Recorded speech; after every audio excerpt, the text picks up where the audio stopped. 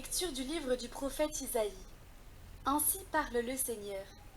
La pluie et la neige qui descendent des cieux n'y retournent pas sans avoir abreuvé la terre, sans l'avoir fécondée et l'avoir fait germer, donnant la semence au semeur et le pain à celui qui doit manger.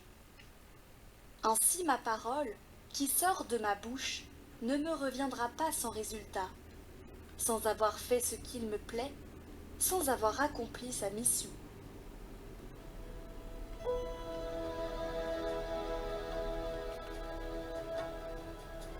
De toutes leurs angoisses, Dieu délivre les justes. Magnifiez avec moi le Seigneur, exaltons tous ensemble son nom. Je cherche le Seigneur, il me répond. De toutes mes frayeurs il me délivre. Qui regarde vers lui resplendira, sans ombre ni trouble au visage. Un pauvre cri, le Seigneur entend. Il le sauve de toutes ses angoisses.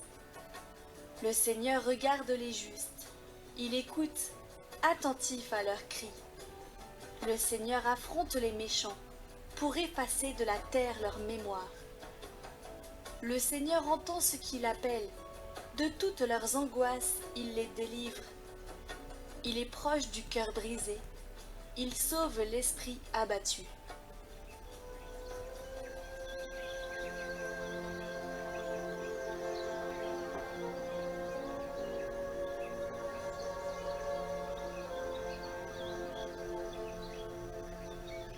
Évangile de Jésus-Christ selon saint Matthieu.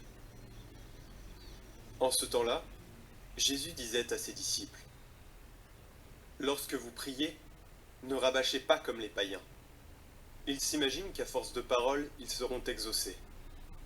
Ne les imitez donc pas, car votre Père sait de quoi vous avez besoin, avant même que vous l'ayez demandé. Vous donc, priez ainsi. Notre Père, qui es aux cieux, que ton nom soit sanctifié, que ton règne vienne, que ta volonté soit faite sur la terre comme au ciel. Donne-nous aujourd'hui notre pain de ce jour. Remets-nous nos dettes, comme nous-mêmes nous remettons leurs dettes à leurs débiteurs. Et ne nous laisse pas entrer en tentation, mais délivre-nous du mal. Car si vous pardonnez aux hommes leurs fautes, votre Père céleste vous pardonnera aussi. Mais si vous ne pardonnez pas aux hommes, votre Père non plus ne pardonnera pas vos fautes.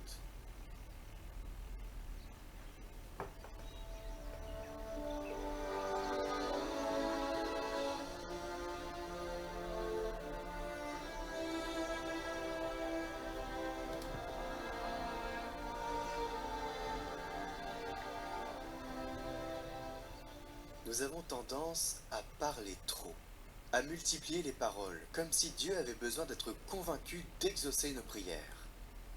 Mais Jésus nous recentre sur l'essentiel. Prier, ce n'est pas accumuler des mots. C'est s'aligner sur la volonté du Père. Que ta volonté soit faite sur la terre comme au ciel. Cette phrase devrait nous bouleverser. Elle est l'aveu que nous ne sommes pas le centre, que nous avons à nous laisser transformer pour entrer dans le plan divin. Comme l'explique saint Jean Gatien, c'est une prière radicale. Elle demande que la terre devienne le ciel, que nos cœurs s'ouvrent à la lumière divine. Ce n'est pas une soumission résignée, mais une révolution intérieure. Accueillir Dieu pour qu'il nous façonne, pour que sa parole féconde notre existence comme la pluie fertilise la terre.